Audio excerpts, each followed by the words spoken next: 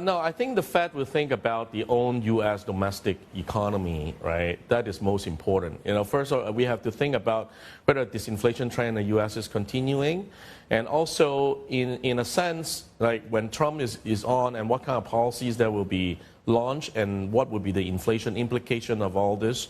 I agree that I think the Fed probably should be more cautious, right, in terms of the pace of policy rate cuts going forward. I think the market has already scaled back in terms of expectations or extents of Fed policy rate cuts.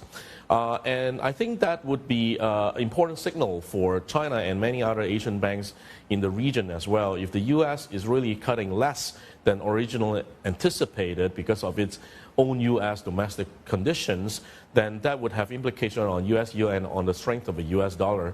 And that, in a sense, is restraining the rooms or easing for Asian central bank as well. For China, I still hold a view that actually they really need to ease monetary policy. And LPR, even though it is not moved this time, I see that actually in the coming few months there could be potential room for them to scale that down once again. And it's because the mortgage rates really needs to go down further, in my opinion, in order to help the domestic property sector. That is very important to support the domestic demand situations in the country. So, but I think PBOC will be nimble and to look at the actual situation on the ground.